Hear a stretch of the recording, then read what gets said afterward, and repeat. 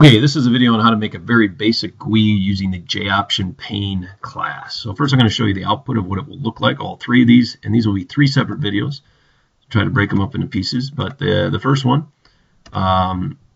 is going to be on how to make, oops, that's the wrong one, on how to make a class that does this.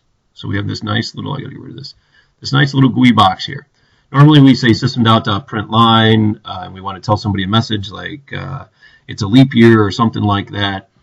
Well, here is a way to, instead of system.println, we want to try to stay away from that. We use that a lot just to learn how to program, but now we're going to try to take our programs and move them to pretty GUIs. A GUI is a graphical user interface, and this is a very basic one. It has a default title, that's right here. It has an icon, which we'll eventually be able to change that. We'll eventually be able to change that title. It has some sort of message, and that's the only thing that we're going to work with if we just want. And then it has this button that we can just say OK on. Very basic, can't change the size of it or anything like that. This is a message dialog. The other type of one we'll do in a different video is this one, which is called a confirm dialog. The only difference here is the icon's a little different, but you can still put any message you want here. But instead of only having one button at the bottom, we have three buttons. We have a yes option, a no option, and a cancel option. So we can actually ask them a question, a yes or no question, very similar to, do you want to play again? Can show up in something like this, and then their only options are yes and no, so validating the input is not necessary, which is kind of nice, and it's in a GUI. Remember that terminal window that we've been printing to, that system.out.println, really does not exist. It's really the DOS prompt, which is a very ugly way to put things on the screen. Just BlueJ makes it look pretty for us. So that's a different one. So we'll say, yes, this is working. This is another message dialog, and the third one will be actually something that we can ask them for something. So we've been doing this all year long. We've been asking the user for something, so we can put our prompt here. Again, there's an icon, there's a title, there's an OK and cancel button, but there's actually a text box that we can type in here to enter our age. Now the other thing that it's going to take a while to get through on here, if somebody enters age of 45, then we have an if statement, it captures it, and maybe it shows a message. Instead of us saying system.println, you do not qualify for Medicare, again, another message dialog box shows up. So those are the things we're going to do. First, we're just going to start with the first one. So I've already got a class set up here. I'm going to type the code in, and then we'll talk about the pieces of each one. So JOption pane dot show message dialog, and inside there I'm going to put null, comma, and you are cool is a nice little message we're going to tell somebody because we like them a lot. I'm going to get rid of this because we're going to put that up here in a second. All right, so you're reading professional code. You're like, what's going on here? This one line of code, your history of Java or your knowledge of Java should help you out a little bit. Let's start with the first thing. JOption pane starts with a capital letter. Anything that starts with a capital letter is a class. So there must be a class called JOption pane in Java. And then it says .showMessageDialog. Well, showMessageDialog starts with a lowercase letter and ends with parentheses, which guarantees that it's a method. So there must be a method called showMessageDialog in the JOption pane class. Now this is weird, because normally to call methods, you don't use the class name to call a method. Anytime the class, usually create an object. So if I was going to create an object, I would say JOption pane. You don't have to write this down. JOption, I can't type. JOption pane dog equals new JOption pane, and let's suppose it had a default constructor, and then right here I would put the word dog. Normally we do the name of the object dot the name of the method, but for some reason this class doesn't require you to make an object because the object has nothing to do with the method. Very similar to the math class, we have typed in things like math.sqrt, and we type in like 27.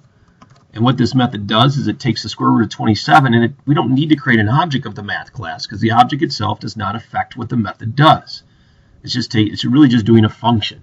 Same thing here. This show message dialog is just doing something. It doesn't matter what the object is. So we do not need to create the object. And that was just show an example of something there. So we're going to put the name of the class here, JOption pane.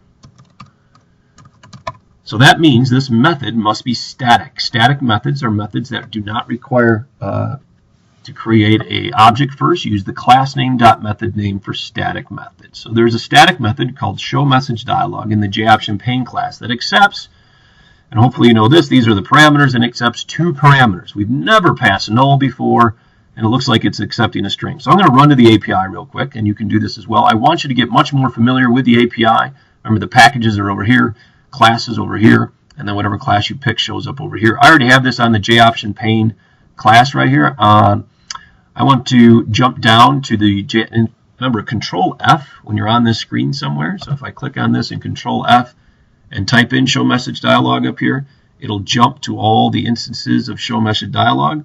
So I'm going to jump down to, here it is in the actual API or the methods. So the method's called ShowMessageDialog. Notice it does say static here, and that tells you that, okay, to use this method, I use the class name.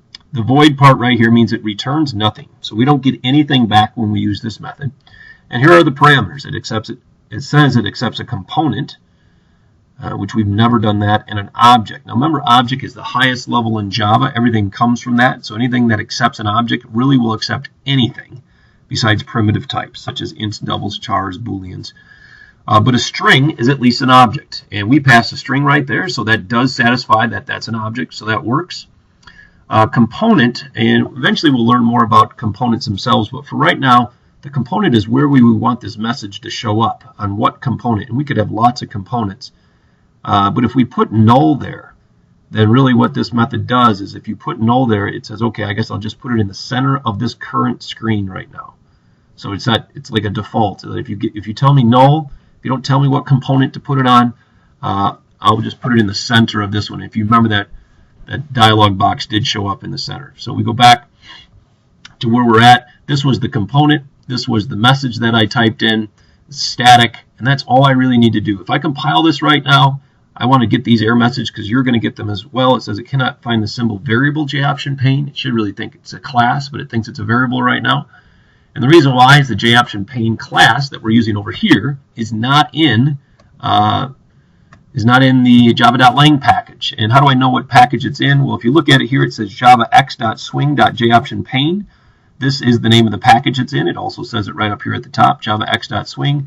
That is not imported for us, so we need to import that ourselves. So we run back in, and remember, import statements go up at the top above the class name, javax.swing. And if we want to just bring in the whole package, we could do .star, or we could just do .joptionpane to just bring in that one class. I normally just import the entire package. This has a lot of graphics in it if you go look through that package. So anytime you're dealing with graphics, a lot of times you're going to need the swing package. Little history lesson on packages, however. There's a lot of them that say, like we've done java.lang and java.util before. Anything that says javax means that it's an extension of the original Java that came out. So there is a java.swing package. The javax.swing package is just an extension of that original one. They've made lots of improvements to the original classes.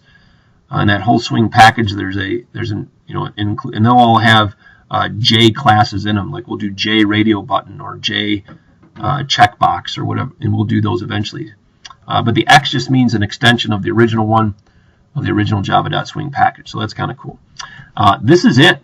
That's all it takes to make that thing show up. So notice before we said system.println you are cool.